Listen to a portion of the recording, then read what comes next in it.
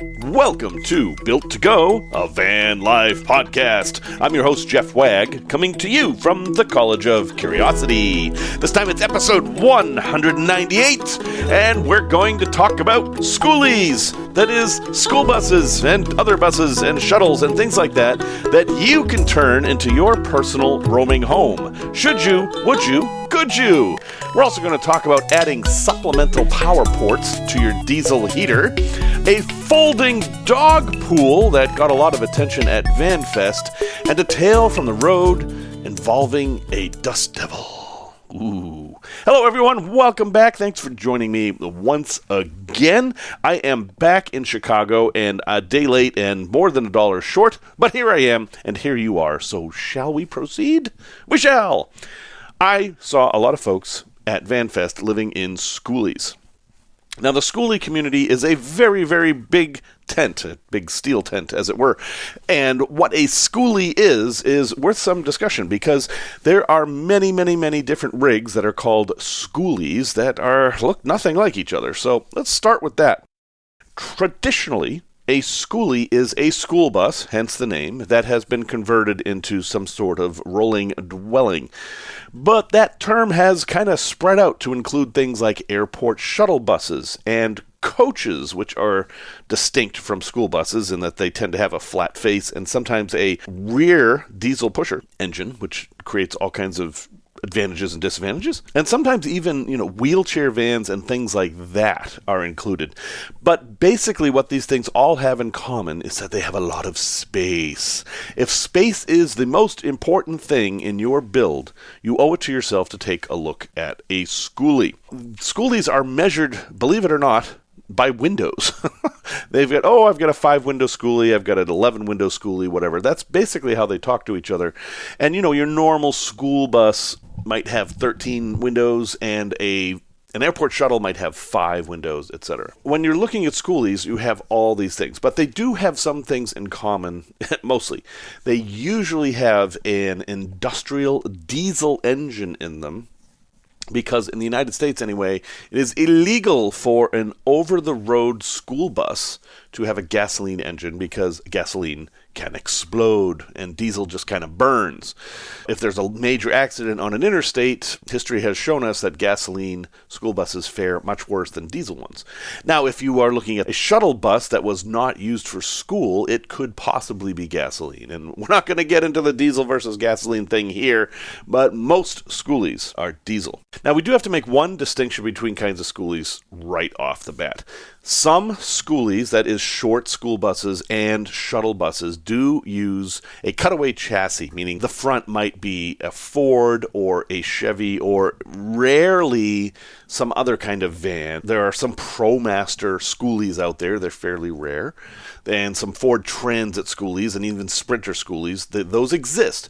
And the advantage of those is that you could possibly find a local mechanic to work on them. Whereas the larger ones, you've got an industrial engine and you basically need a truck company to actually work on the engine. But we'll get into that in a second. At this point, you should have an idea of what we're talking about with Skoolies. Basically, anything that's vaguely bus-like can be considered a Skoolie. So I said they're big. They're huge. The biggest of them get 46 feet long. They'll have 2 axles in the back. I saw a really nice Prevost, however you say that, at VanFest that was custom built by somebody. It was a former over-the-road coach for Peter Pan, which is a bus line like Greyhound, and the gentleman whose name's Ivan, who created this thing, just stripped it down to the bare metal and made himself exactly the perfect home that he always wanted in this very, very large bus. And then there were other people living in former shuttles that had 5 windows in the back, and they had plenty of space because the thing is, it's not only the length, it's the width. These things are very wide, and you could easily sleep side to side in these things. And the bodies are strong. Nearly all of them are made out of steel that's rated to roll on the roof without any collapse. Again, shuttle buses may be fiberglass, they may be different. I'm always holding them out. They're included in the Skoolie milieu. They're not the same, so I have to keep pulling them out. One great advantage of Skoolies is that if you pop open the hood, which folds forward in most cases, you have total access to the engine. It's really easy to access the engine if you know what you're doing. I had a gentleman at VanFest show me around his engine, and you could access everything. I mean, like changing an alternator in this thing would take you maybe half an hour. Everything was right there, and it was very simple. I am not the world's most accomplished mechanic by any means, but looking at that engine, I felt very comfortable that I could work on anything there, and I recognized all the parts. Very few computers, not very sophisticated at all, which is good in this case. So a lot of older school buses are like that. Once you get into the flat-face school buses, the ones that have the diesel pushers and they have air suspension and automatic transmissions and all this, then things get a little bit more complex. But in general, you are not going to be squished under a hood trying to find things. It's all just right there. Now, these things are very comfortable to live in. When they're parked, they're super solid, and they are like a house. And I think if you are looking at the kind of lifestyle where you're not going to drive all that much, but you're going to be parked for extended periods of time, Skoolies make a ton of sense because you've got this really stable platform. Not only that, and this is a thing that is not unique to Skoolies, but is definitely strong in Skoolieville, is the community. The Skoolie people have a tight community. They know each other. They travel together. They are always looking out for each other and trying to help each other out. There are Skoolie events all over the place. There's Skoolie Swarm and Skoolie Palooza and Skoolie UP, which I'm going to try to get to later this year. They are their own rolling community, and because of that, a lot of them have families. And if you are considering traveling with a family, a Skoolie makes a lot of sense because you will use every bit of space you have. If you have a family, you will anyway. You want the most space possible. And I met a few families living in these rigs. Some of them had 3 kids, teenagers, and they were all doing homeschooling in their rigs, and they were some really happy kids. These kids seemed super happy, and they seemed to be really liking this lifestyle. So that is an option. I think if you tried to do that in a van, it would be a lot less comfortable. Skoolies are great. They're pretty easy to build out. Sometimes you may have a height problem. Some school buses do not have a 6-foot height. They have like a 5'8" height, and I would have trouble standing in that. You got to figure that out for yourself. But everything is solid. It's all solid steel. There's tons of places to attach things to. And the safety is there in regards to a rollover. Where the safety isn't, and now we'll get into the cons, is for the driver. Safety standards for drivers are in these type of vehicles are not as stringent as they are for automotive vehicles. So they typically won't have airbags, and often they won't even have shoulder belts. The school bus I drove back in the 80s just had a lap belt and no airbags. So if I ran into a tree, my face was going to go right into that big, hard steering wheel, and ow, that would have hurt. Also, you have this weird door, and everybody who owns a Skoolie generally has to deal with this weird door. You know what a school bus door is like. You throw the lever and the door splits in half and opens. That's fine if you have people coming in and out all day long, but if you're sleeping at night, those things aren't very secure. They let a lot of air in. So there's a bunch of different ways to solve that. Some people just cut them out and put in a regular household door. Other people will take them off and fuse them together into one door, and that had hinges. And then some clever people have even reworked the articulation of the bar that opens them so that it opens like one door, and some people have even just built another door inside that door, like up the stairs, to separate it. But because of the configuration of these things, most of the time, driver's going to be up there all by themselves.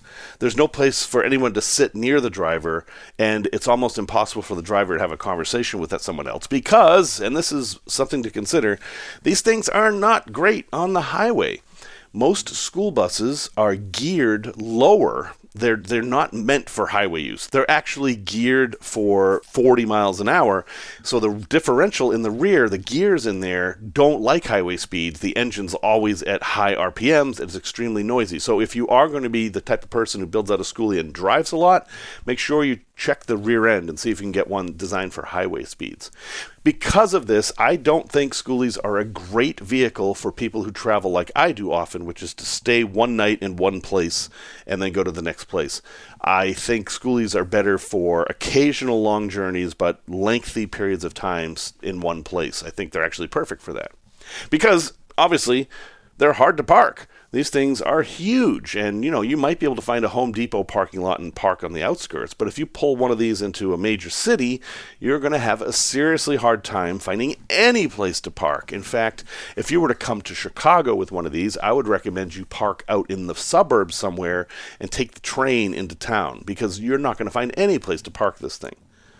Also, they are very slow. These are the kind of vehicles that when you're getting on the highway, you floor it, and then you wait a few minutes until you can hit 60 miles an hour. You're living in the right-hand lane. You're going up steep hills with the hazard lights on because you can't go faster than 40 miles an hour. These are ponderous vehicles. They are not a vehicle that's going to help you make any kind of time. Also, because of what they look like, they're not always welcome. I just saw a story of someone who got an RV spot in Key West and showed up in her Skoolie, and they said, "No, your rig's too ugly. We don't want it here." And they sent her away. And this is kind of a problem in Key West because there's no place else to go. She ended up having to drive all the way back to Miami, 4 hours away, just to find a place to stay. So that's a big vehicle problem, but it's particularly a problem for Skoolies. If you are not a mechanic and you're not comfortable working on diesel engines yourself, it can be hard to find people to work on these. Generally, the community will help you out. Generally, it's easier out west where there's more space. But for some of this stuff, you do need a truck mechanic to work on it. And they can be very expensive. Somebody said at VanFest, there's a truism that a major repair on your car is $5,000, but a major repair on your Skoolie is $20,000. So keep that in mind. Even though they're simple, they're also heavy duty, and some of those parts can be quite expensive. Also, you're going to run into registration issues. I mean, of course, you run into this with vans and ambulances and everything, but you've got your own special set of registration problems with a Skoolie, because what is it? Is it a school bus? Is it a truck? Is it an RV? You have to research that for yourself. As I've said before, my solution for the ambulance was that I had it titled as an RV. Therefore, it is an RV. It's registered as an RV. I just treat it like an RV. That might be a solution for you, depending on what state you live in. And, of course, there's the whole insurance thing, which is the same as it always was. Good luck getting insurance. You're going to get liability insurance, but trying to ensure the value of your rig is going to be a problem because of the same issues. If you have a 1983 school bus, it's probably worth $4,000 on the books, but you've put $25,000 into it. How do you insure that? And you basically have to find an agent that's willing to work with you to write you a custom policy. Also, the windows and doors, I talked about the front door, but the side windows can be a problem too. You remember the windows on the bus as a kid? And at least for me, you push these two tabs in and the window slides down, and then sometimes you couldn't get it up. And yeah, they tend to be a pain.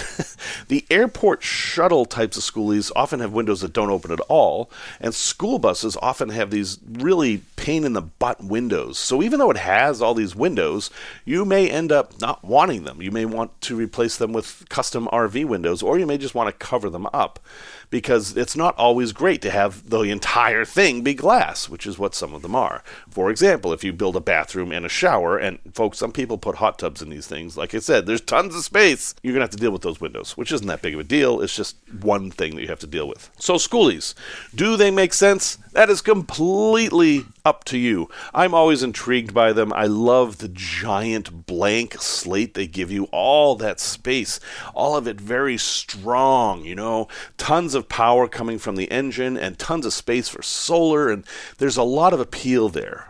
But it's a commitment to a lifestyle. There's a lot of hassle, there's trouble parking, and basically them being slow, ponderous vehicles. These are best suited for people with families or who need a lot of space for some reason. Maybe you're going to build a shop back there, that's fine. But folks who are not going to travel that much and are going to stay put in one place for a while, for those, I think they are awesome. This podcast has no ads, thanks to the good folks who've donated money at buymeacoffee.com/built to go. If you hear something you'd like and you'd like to buy me a gallon of diesel, which is how I have worded it here, go ahead and visit buymeacoffee.com/built-to-go. That's 2 T's, not 3, not 1. And you can donate to this podcast to keep it ad-free, which I really like. So thank you to everyone who has done that and who is doing that. And now I can stop yapping about this and talk about some actual content. Van life news. So we got another state that is trying to criminalize being homeless, and that state is Florida. And I'll have an article in the show notes, but basically they're making a proposal that is illegal to sleep outdoors or to be homeless, or however they're going to word it. And of course, this bleeds over into van life. As we talked about before, it is already a felony to sleep or even cook in your van on public property in the state of Tennessee. I imagine Florida is trying to do something similar. As with all of these laws, there's always somebody saying that, well, the laws are on the book, but that doesn't mean we're going to enforce them. And I have not heard of anyone living in a van or traveling in a van being prosecuted for any of these laws. But I'm personally troubled by the idea that a law exists and, yeah, we'll enforce it if we want to. I don't like it. It means that most people aren't going to follow the rules, and then they're going to pick which people to enforce. And how I think this would look is if you roll into town with your $180,000 Sprinter and start cooking up a meal, maybe a police officer would come and say, hey, that's illegal here, you should probably move on. But if you do the same thing in your 1982 Honda Civic, then they're going to give you an issue. They're going to write you a ticket, or, we're talking a felony here. They're actually going to prosecute you and put you in jail for that. And my take on this is, people are not generally homeless by choice. We get into a big topic here. We're like, well, what do you mean? I live in my van. No, that's houseless. That's not homeless. You are doing that by choice. But the folks who are living in their vans because they have to, it's the only place they have to sleep, don't have any other choice.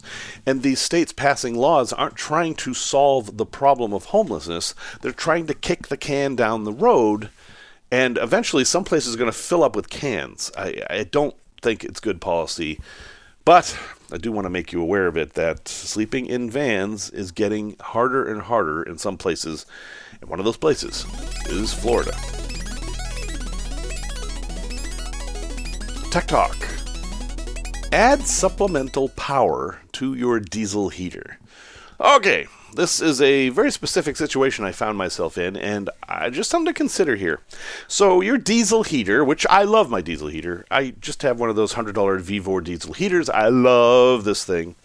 I think it's a great solution. And it runs on diesel, hence the name diesel heater. They do make gasoline ones, and they're now available in the U.S. They're a lot more expensive, and of course, gasoline is explosive, so yikes. But I ran into a situation where Chicago went through a cold snap and my lithium battery shut off, basically.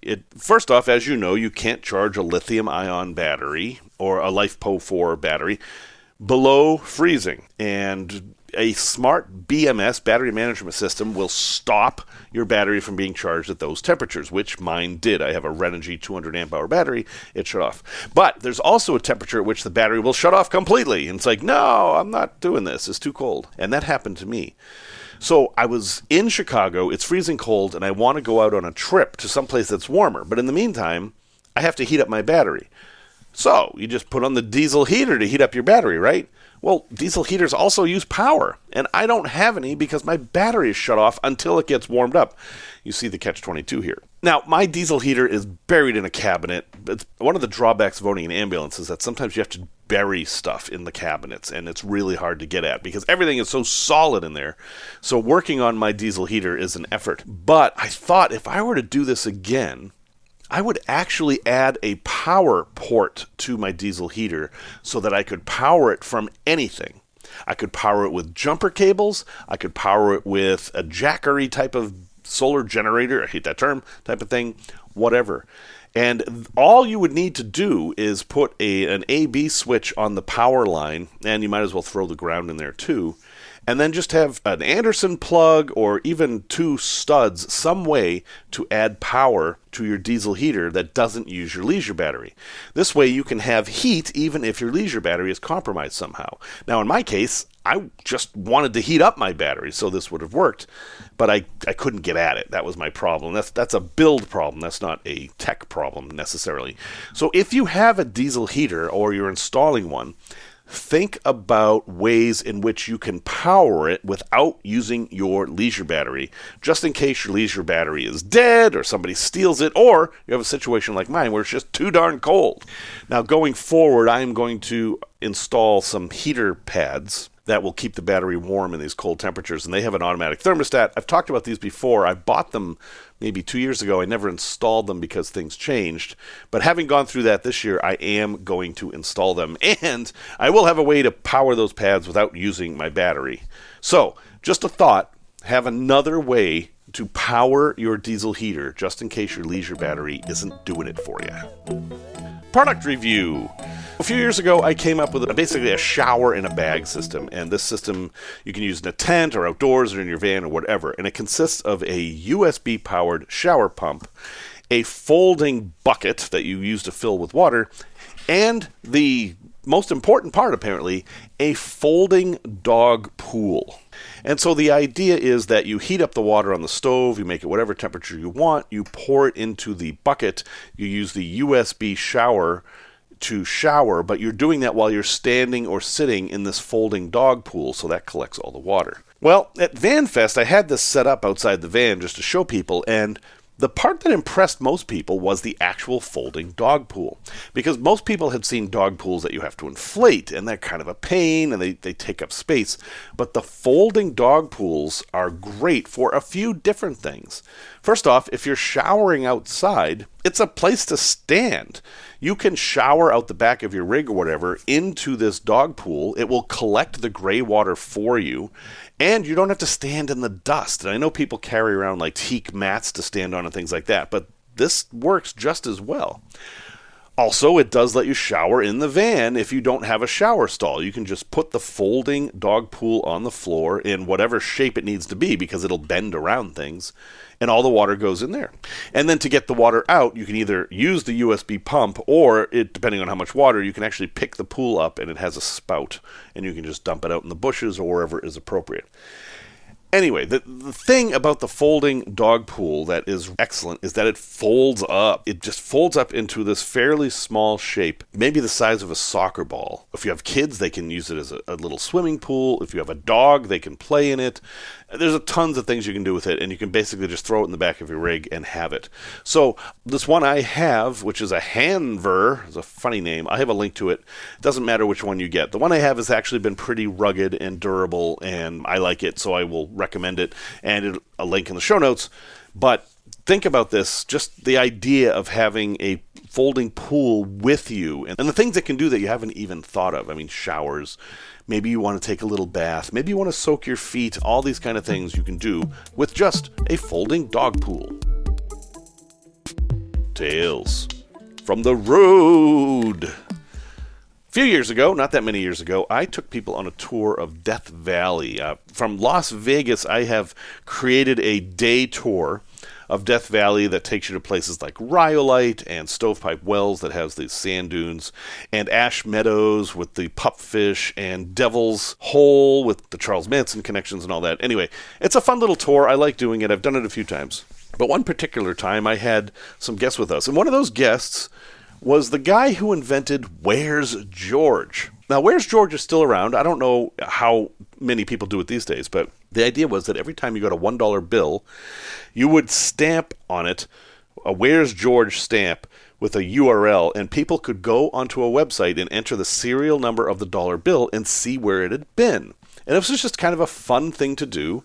And you could see that, wow, this dollar bill that you picked up in Vegas was actually in Chicago last week, and 3 weeks before that it was in Miami, whatever. And it was just kind of a fun thing. And the guy who invented that, who I knew through skeptic circles, as we called it, was on the tour with me. And we were out in Stovepipe Wells. We were actually right at the spot where there's a scene from Star Wars that was filmed there, and I was holding up a printout of that scene from Star Wars. It's when C-3PO and R2-D2 first land on Tatooine, and you can see how the mountains in the background line up, and you can see that it was filmed exactly where we were standing. And in the distance, we saw this, kind of a cloud, a little bit of dust blowing around. We didn't think anything of it. And then it kind of got bigger and bigger, and I said, hey guys, if you live in the city, whatever, you may not have ever seen this, but this is a dust devil. It's like a mini tornado, sort of. Basically, hot air is rising, and it is causing a circular motion, and that circular motion picks up dust, or in this case, sand, and you can actually see as this vortex of air moves across the desert floor. Not an uncommon thing at all, but as a lot of people who I take out to Death Valley have never seen anything like this before, I thought it was cool to point it out. And so, I go back to talking about Star Wars and talking about how the sand in Stovepipe Wells isn't beach sand, it's not made the same way, and why there are sand dunes there but not a mile away, all that kind of stuff. And then the Dust Devil kind of is getting a little bigger, and it's forming this path, this circular path, but it's getting closer to us. Now, I am completely unconcerned by this. Dust devils are not tornadoes, they're not like hyper-destructive things, and while it's unpredictable as to where they may go, I've certainly never been attacked by one. It's just kind of an interesting thing to observe. Until that day, when the Dust Devil at some point decided that it did not like the Where's George project and made a beeline for the inventor of that product and engulfed him. He was standing on a small sand dune, and the Dust Devil just came and gave him the world's filthiest hug. And he flailed around just like, anti-am from Airplane, and he was trying to get out of it, but every time he moved, it seemed to move with him. Until finally it let him go. And just like out of a movie, he clapped his chest, and these big clouds of dust came out of him. He was completely covered in dust. And while we were all laughing because, what a crazy thing to happen, he actually wasn't happy. Because he had sand everywhere. Really fine sand penetrated his clothes and absolutely covered him in this desert grime. And he was not harmed and suffered no permanent effects. But at that moment, he very much looked like Pigpen from the Peanuts. And I think he was a little upset that we weren't more sympathetic towards him because we were too busy laughing. And I'm a little jealous. I wish that had happened to me because that's a great story. How I rode the whirlwind and survived to tell the tale. Yeah, I can't tell that story, but the guy who invented Where's George can. So if you ever see one of those bills that says Where's George on it, now you'll think of Dust Devils, which was completely unexpected. A place to visit. Well, folks, I just came back from a bit of a pilgrimage trip. After I did Van Fest, I drove out into the swamp for a while, and then I went to Boca Raton, which means rat mouth, actually. It's a funny name for a place, rat mouth, but it turns out it was named that because there are sharp rocks just beneath the water that would nibble at vessels as they approached this place. So they called it rat mouth, but it has nothing to do with the land or anything. Certainly has nothing to do with the people who live there. And the people who live there have a very fine institution called the Boca Raton Museum of Art. And in there, on the first floor, the main exhibit right now through May is an exhibit called Smoke and Mirrors. And it is an exhibit by Jose Alvarez, DOPA, husband of James the Amazing Randy, and it is dedicated to the convergence of art and magic. It's called Smoke and Mirrors. And the first section is entirely devoted to James the Amazing Randy. And since I worked for Randy for many years and had a close relationship with him, it was quite the walk back in time for me. They had all kinds of things from his life, such as the linking rings he used and Alice Cooper's head, which he chopped off every night during the $1 Billion Babies tour, a straitjacket like the kind he used when he hung over Niagara Falls. They had video clips from when he was on Happy Days, tons and tons of newspaper articles. And the thing that struck me the most was I had stories for all of these things that weren't being told there. And you know, that's kind of okay. That's how art is. When artists create art, they don't tell you all the story. They let you come up with your story. I mean, that's the point of art. Art is created in the head of the observer, not from the artist. The artist is just the facilitator. Okay, we're not going to get into the what is art conversation. I have not smoked nearly enough for that right now. But I loved this exhibit, and there was a lot of really interesting ancillary stuff there. I mean, even if you knew nothing about James Randi, you would certainly learn stuff from this. But the exhibit isn't entirely about James Randi. It's also about magic and perception and how it bleeds into the real world, because that was what was special about Randi. Not only was he an incredibly accomplished stage magician and author, he also showed that the tricks magicians use to fool people are also being used by con artists and shysters. People like faith healers and psychics and folks like that use common magic tricks to fool people and steal their money, basically. And that's the smoke and mirrors part. You can go watch magic to be entertained, or you can be fooled at your expense. And this exhibit is dedicated to that interface. At any rate, if you happen to be in Florida, go to Boca Raton and see this exhibit. If you go and you have any questions about anything you see about Randi, please feel free to write me. I will talk about Randi forever. And if you want individual, specific stories about anything you saw there, and if I have them, I will totally share them with you. So you can get in touch with me at jeff@builttogo.com. That's 2 3s. Not, is it 2? Yeah, that's 2 T's, not 3, not 1. And I will be very happy to share those stories with you. But wow, I really enjoyed this. And then that's just one exhibit in the museum. There's a whole other exhibit upstairs.